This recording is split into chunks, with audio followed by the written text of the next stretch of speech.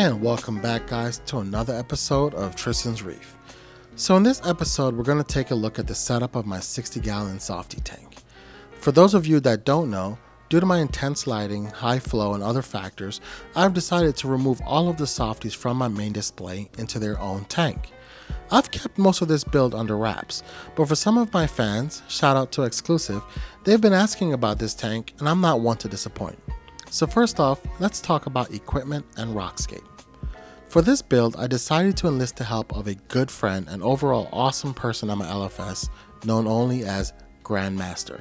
Grandmaster makes his contribution to my LFS Nemo's Reef by creating some of the most stunning bonsai-inspired aquascapes I have ever seen. I asked him to create one for me and he did an awesome job. The aquascape starts life as base rock and tonga branch, all from real reef rock.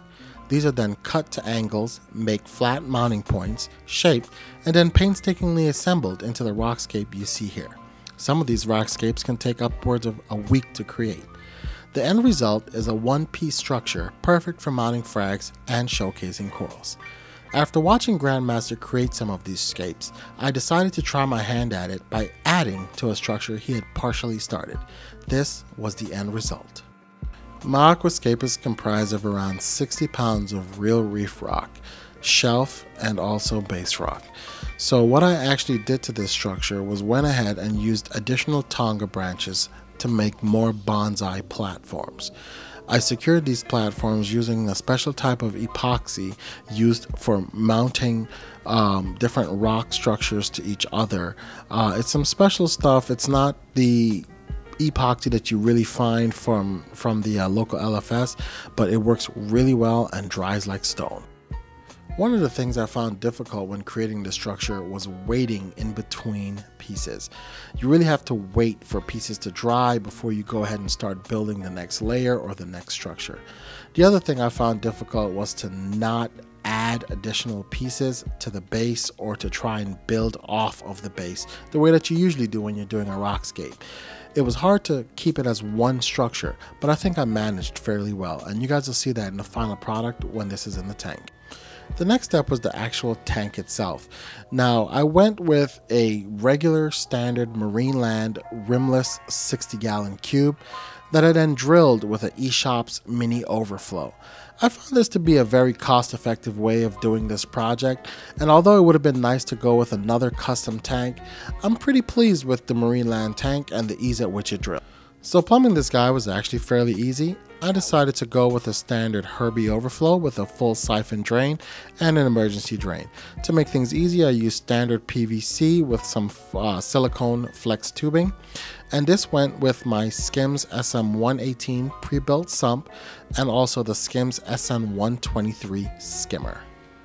For my stand, I decided to continue the trend of using framing tech to build out the stand, and the stand itself is also matching my main display.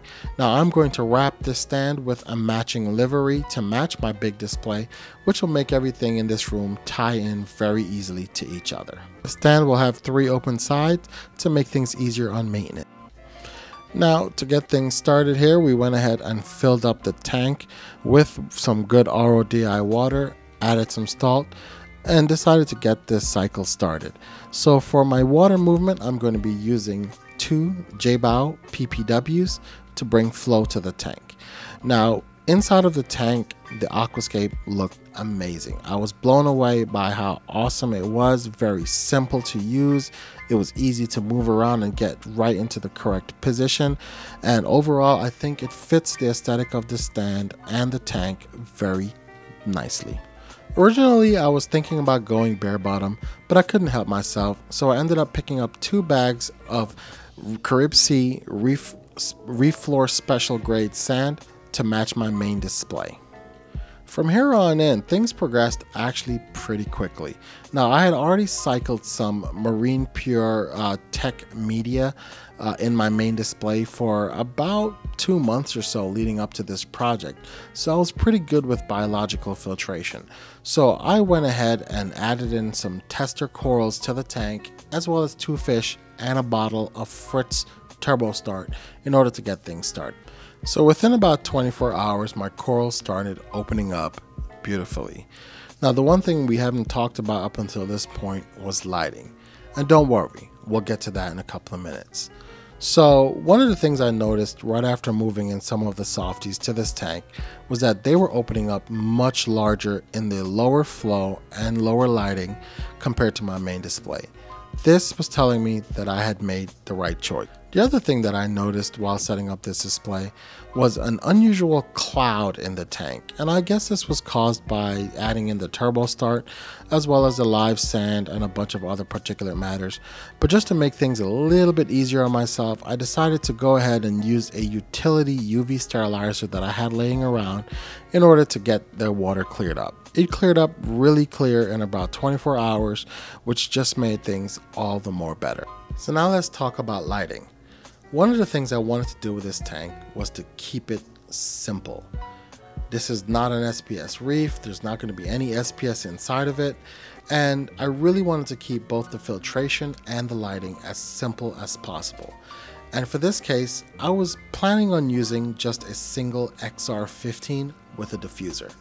Now this worked to a degree. What I noticed is that with the diffuser on, the XR15 just wasn't hitting the par numbers that I really wanted at the bottom of the tank. And this was astonishing to me because based on the BRS test results, I expected this tank to have way more par and way more intensity than what I was seeing here. And I attributed this to the fact that maybe I was running more blues and less whites and wasn't running things at 100% the way that most of the testing was done. So in order to kick things up a notch, I decided to upgrade my lighting just a little bit. Now this came in the form of an Aquatic Live 24-inch 4-bulb T5 fixture. Currently I'm running ATI Blue Pluses and one Coral Plus at the back, but I think I might swap out that Coral Plus for a Purple Plus, or maybe even just another ATI Blue Plus. Overall, this lighting scenario pretty much gave me great even par all across the tank, all the way down to the bottom, right in that 100 to 175 range that I was looking for. And man, did it light things up.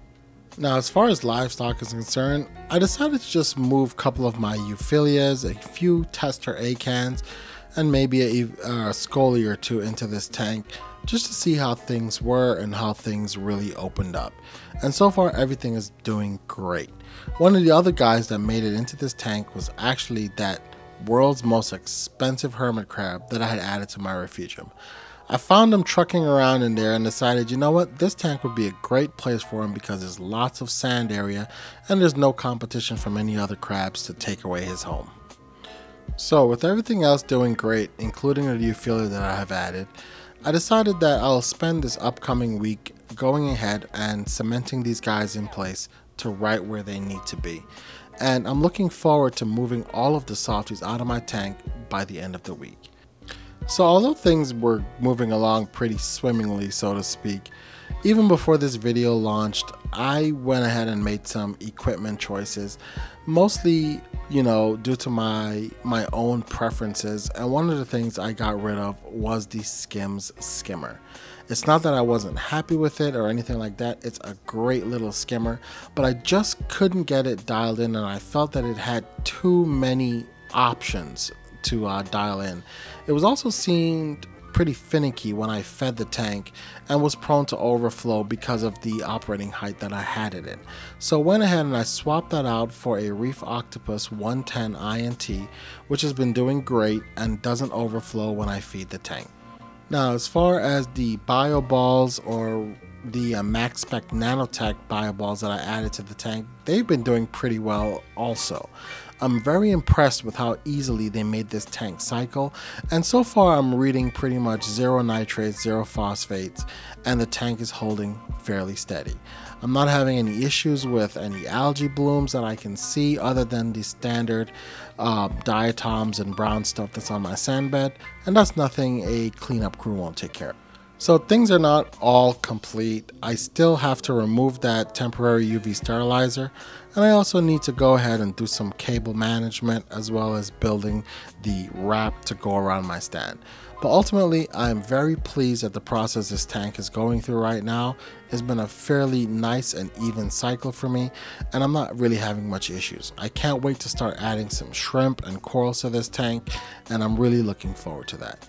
So with that, guys, I'm going to go ahead and wrap this up. Do stay tuned for updates from this tank in the future, as well as another video of the tank once I've added in all of the corals. As always, guys, thanks for watching, and I'll catch you guys on the flip side.